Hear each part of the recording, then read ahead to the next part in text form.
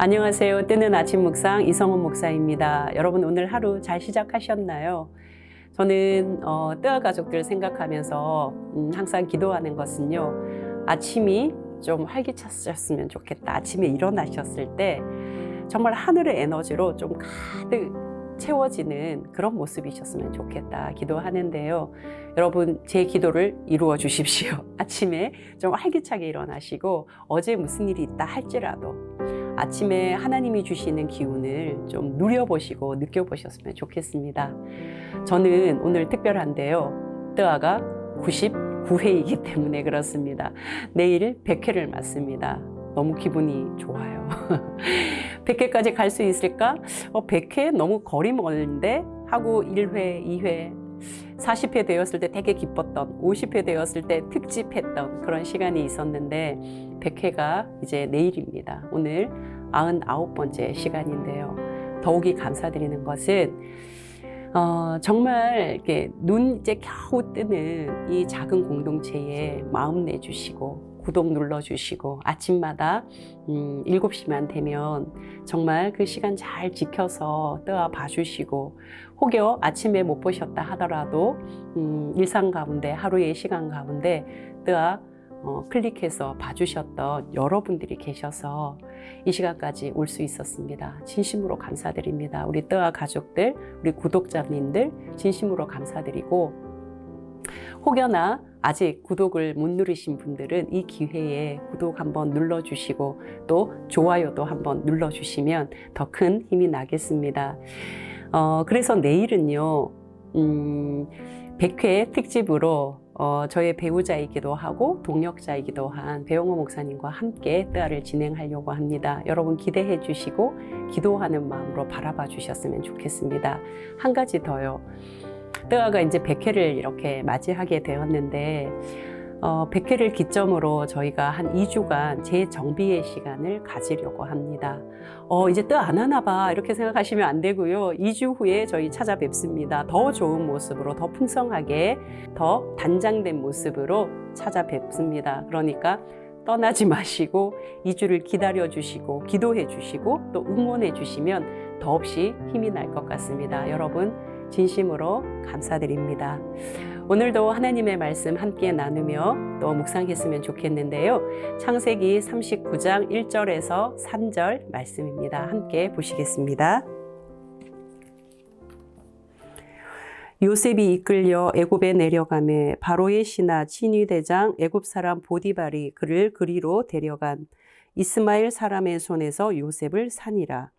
여호와께서 요셉과 함께 하심으로 그가 형통한 자가 되어 그의 주인 애굽 사람의 집에 있으니 그의 주인이 여호와께서 그와 함께 하심을 보며 또 여호와께서 그의 범사에 형통하게 하심을 보았더라. 아멘. 우리가 요셉을 이제 보면서 37장을 견인하는 단어 채세곶. 이 채세곶 하면 요셉이 딱 떠오르잖아요. 그러면서 37장이 어떻게 끝나냐면 애굽 사람 친위대장 보디발의 집에 팔렸더라 하고 끝이 나요. 그리고 당연히 38장 요셉이 그 집에서 어떻게 이제 살게 되었는가가 전개되어야 되는데 38장이 느닷없이 유다와 다말의 이야기가 툭 튀어나와요. 그리고 요셉의 이야기는 39장 오늘 본문으로 껑충 띄어서 나오거든요. 성경을 읽을 때 제가 바라는 것은 고정된 답을 찾자 이것보다는 그 안에서 여러 가지 다양한 관점의 해석을 해보자. 다양한 관점으로 상상해보고 이야기 나눠보자. 그러면서 나를 발견하기도 하고 누군가를 이해하기도 하고 그 가운데 하나님의 생각을 하나님의 마음을 찾아가는 것. 이것이 저는 좋은 성경 읽기. 그 하나님의 마음을 내 삶 속에 적용하고 실천하고 나와 다르지 않는 성경의 인물들, 그 인물들을 바라보면서 깨닫기도 하고 뉘우치기도 하고 또 진명교사, 반면교사 다 삼아가면서 내 삶을 하나님 앞에 더 견고하게 세우는 것. 이것이 성경 읽기에 좋은 그런 모습이라고 생각합니다. 그래서 성경은 해석하는 게 참 중요한데요. 저의 해석은 왜 37장 팔렸더라 하는 요셉이 38장에는 나오지 않고 39장에 껑충 띄어서 39장에 나올까? 왜 갑자기 느닷없이 유다와 다말의 이야기가 툭 38장에 튀어나올까? 왜 여기에 이어지지 않고 요셉은 사라져 있는 것처럼 보일까? 저의 해석은 이렇습니다. 이전의 요셉의 삶, 채색옷의 삶이었어요. 보디발 집에 팔려간 요셉, 이제 종의 신분이에요. 종의 옷을 입었겠죠? 종의 행색이겠죠. 이게 금방 탁 뛰어 넘어질 수 있을까? 여러분, 우리가 아래에 있다가 위로 올라가는 것은요, 빨리 적응을 합니다. 편한 것은 굉장히 쉽게 받아들입니다. 그죠? 그런데 편하게 살다가 불편하게 지내는 것은 받아들이는데 상당히 시간이 걸립니다. 코로나 시대가 그렇잖아요. 우리가 언제 이렇게 누군가와 밥 먹는 것도 조심스럽고 만나는 것도 조심스럽게, 누구와 터치하는 거 조심스럽게 이렇게 살았나요? 함께 밥 먹고 어울려서 한 밥그릇에 퍼먹고 손잡고 부둥켜 안고 이런 것이 우리에게 익숙한 정서인데 지금은 그렇지 않아요. 상당히 불편하잖아요. 여전히 어색한 부분이 있잖아요. 지금은 제법 익숙해졌죠. 1년 넘게, 벌써 2년 가까운 시간이 흘러가니까. 우리 처음에 너무너무 불편했잖아요. 또 직접적으로 예를 든다면 선천적인 장애인들은 오히려 그 장애를 처음부터 경험하고 처음부터 그냥 그렇게 살아왔던 삶이잖아요. 그 또한 불편하지 않다라고 제가 말씀드리는 것이 아니라 그 또한도 상당히 불편하고 어렵지만 비장애인으로 살다가 장애를 가진 분들에 비하면 훨씬 적응하는데, 훨씬 그 상황을 견뎌내는데 훨씬 수월하다는 거죠. 비장애인으로 살다가 장애인이 된 분들은 굉장히 좌절하거든요. 멀쩡히 아무렇지도 않게 걸어 다녔는데 어느 날이 마비가 되어서 걷지 못한다? 얼마나 힘들까요? 그냥 아무렇지도 않게 보던 내 눈이 어느 날 시각장애인이 돼서, 어느 날 시력을 잃고 시각장애인이 돼서 보지 못하게 될 때 얼마나 좌절될까요? 요셉이 채색옷 입었던 귀공자였다고요. 그랬던 요셉이 이제 그 채색옷은 벗겨지고 그 채색옷은 죽어지고 종의 옷을 입잖아요. 38장은 아마도 요셉의 이야기를 다루지 않고 마치 사라진 것처럼 보이지만 요셉의 그 고통과 아픔과 괴로움과 눈물과 가슴침과 이 몸부림이 38장 속에 담겨 있지 않을까.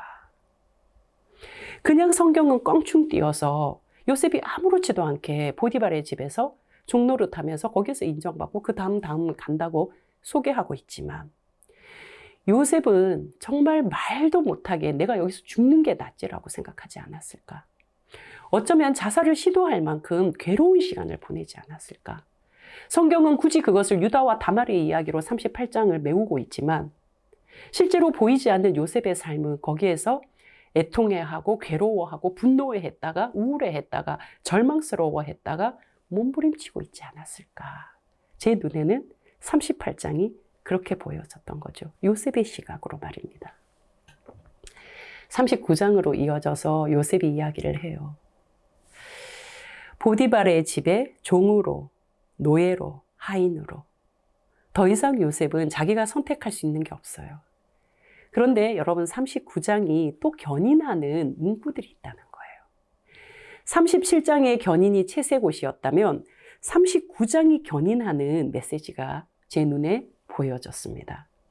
2절, 3절, 23절에 여호와께서 요셉과 함께 하심으로 범사에 그를 형통케 하셨다. 어떤 단어가 보여졌냐면 형통이라는 단어예요. 범사에 형통케 하셨다라는 거죠. 여호와께서 요셉을 범사에 형통한 자로 만드셨다는 거예요. 그런데 여기에 참 놀라운 것은 39장 3절에 보면 이 여호와께서 요셉과 함께 하셨다는 거, 여호와께서 요셉을 형통케 하셨다는 것이 누구의 관점으로, 누구의 메시지로 나오고 있냐면 보디발의 메시지로 나오고 있어요.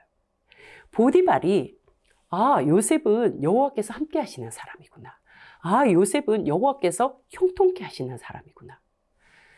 여러분 생각해 보십시오. 지금 요셉이 나라를 구하는 사람인가요? 뭐 전장에서 굉장한 힘을 발휘하고 능력을 발휘하는 그런 사람인가요? 세계적으로 뭐 아주 외교를 뛰어나게 하는 그런 인물인가요? 아니잖아요. 요셉은 불과 그냥 보디발의 집에 종이에요. 하인이에요. 그가 하는 일들 뭐겠어요? 주로 청소겠죠. 굳은 일이겠죠. 못 받고 뭐 치우고 정리하고 뭐 농가 밭을 정리하고 뭐 이런 일들 아니겠어요? 그런 허드렛 일들. 채색 옷을 입었을 때는 전혀 하지 않았던 그런 일들. 종이니까 그런 일들을 했겠죠. 그런데 어떻게 보디발은 그런 일을 하는 요셉을 보고 형통이라는 말을 떠올렸을까란 말이에요. 성경의 기자는 왜 그런 모습을 보고 형통케 했다고 말하는 걸까요? 놀랍게도 이 형통이라는 말은 39장에서 끝이 나요. 요셉은 우리가 잘 알듯이 이후에 총리 대신이 되잖아요. 애굽의 총리가 돼요. 그런데 총리가 된 이후에 그 형통이라는 말은 요셉에게 나오지 않아요. 단지 39장에서 범사에 형통케 하셨다고 나와요. 무슨 의미가 있을까? 여기에서 형통이라는 말은 이 창세기 기자가 어떤 것과 연관시켜서 메시지를 전해주고 싶은 걸까? 저는 이 요셉이 처한 상황에서 요셉의 삶의 태도와 관련이 있다고 보는 거예요. 요셉의 삶의 태도가 어떠하였길래 보디발도 여호와께서 형통케 하는 사람이구나 라고 말했을까라는 거죠. 그가 하는 일은 허드렛 일이에요. 그가 하는 일은 뭐 고액 연봉을 받는 사람이 하는 일이 아니에요. 그가 하는 일은 영향력이 뭐 빵빵한 사람의 일이 아니에요. 영향력은 거기에서 나오는 것이 아니라 요셉처럼 종이고 하인이지만 그 자리에서 요셉은 자신의 삶을 잘 해석하며 살았을 거라는 거죠. 내가 종이지만, 내가 청소하는 사람이지만 내가 하는 이 청소가 어떤 의미와 어떤 가치가 있는지 요셉은 생각하면서 했을 거다. 내가 물건을 어떻게 정리해야 주인님이 쓰시기에도 아주 유익하고 나와 함께 지내는 이 사람들이 쓰기에도 아주 유익할까를 생각하면서 그 일을 했을 거라는 거죠. 못을 하나 박더라도 어디에 못을 박아야 모든 사람들이 유익하게 가장 좋은 그런 형태로 사용될까를 생각했던 사람. 그런 사람이 아닐까. 여러분, 그런 사람은요, 주변 사람들에게도 유익을 주기 때문에 좋은 관계를 맺을 수밖에 없어요. 이 사람은 비록 그 사람의 신분이 종이지만, 하인이지만, 허드렛 일을 하는 사람이지만 꼭 필요한 사람이라고. 그 사람과 함께 있으면 나에게 굉장히 유익이 생기고 좋은 일이 생기는 사람이기 때문에 그 사람은 놓치고 싶지 않은 사람, 늘 관계 맺을 때마다 행복한 사람. 아마도 이 사람은 종이지만 누군가의 어려움을 늘 살폈던 그런 요셉의 일상이 아니었을까. 누군가 힘들다고 하면 먼저 나서서 그 사람을 도와주는 그런 삶이지 않았을까. 그런 삶은 다른 사람들이 그 사람을 필요로 할 수밖에 없지 않을까요? 보디발은 요셉을 바라보면서 이 요셉은 여느 종들과 다른 그런 밝음, 자발적인 어떤 희생을 통해서 자신을 굉장히 다른 사람에게 유익게 하는 바로 그런 사람이 아니었을까. 창세기 기자는 바로 그 요셉의 모습을 형통이라는 단어로 해석하고 있지 않을까. 저는 그런 묵상이 들었습니다. 아르바이트를 하지만 주인의식으로 아르바이트를 하는 사람이 있는가 하면요. 주인이지만, 정규 직원이지만, 정직원이지만, 고액의 연봉을 받지만 아르바이트생보다 못한, 마치 아르바이트 하는 것처럼 일을 하는 사람이 있다고 하잖아요. 어느 자리에 무슨 일을 맡았느냐가 중요한 것이 아니라 그 자리에서 내가 무슨 자세로 어떠한 모습으로 삶을 사느냐가 중요한 것 아니겠습니까? 우리는 그 사람의 연봉을 보고 지위를 보고 신분을 보고 판단하기 쉽지만 하나님의 시선은 그 사람이 어떤 자리이든 간에 어떤 모습으로 삶을 살아가느냐, 그것이 관심 있는 분 아니실까 싶습니다. 요셉이 보디발의 아내를 통해서 오해를 받고 누명을 쓰고 결국은 옥에 갇히지요. 간수장이 이 요셉이 눈에 띈 거예요. 여기에서 영향력을 끼치며 삶을 살았던 요셉의 삶이 감옥이라고 달랐을까요? 거기에서도 요셉은 자기 자발적인 에너지를 가지고 사람들을 유익하게 살아간다는 거죠. 그럴 때 이 간수장이 그 요셉을 바라보면서 남다른데? 다른 죄수와 달라. 요셉에게 뭘 맡깁니까? 죄수를 관리하는 역할을 맡겨요. 죄수를 관리한다? 요셉이 무슨 대단한 신분이 아니잖아요. 간수장이 아니잖아요. 관리직이 아니에요. 관료가 아니란 말이에요. 죄수이면서 죄수를 관리한다. 어떻게 했을까요? 밤 날랐겠죠, 거기에서 죄수들 일상을 체크하는 그 정도의 리더십 아니었을까요?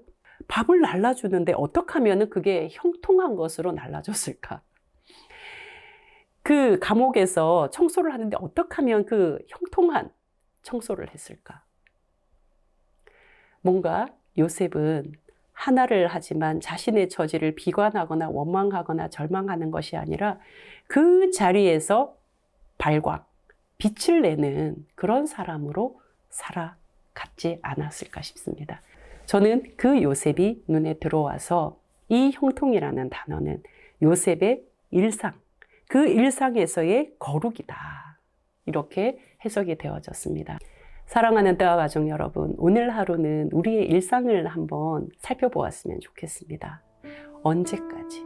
내가 언제까지 이 뒤치다거리를 해야 되는 거예요? 내가 언제까지 이 일을 해야 되는 거예요? 언제까지 이 월급으로 살아야 되는 거야? 언제까지 여기 있어야 되는 거야? 언제까지? 언제까지? 이 언제까지의 불평과 불만들을 요셉의 형통과 한번 맞닿아서 비추어 보았으면 좋겠습니다.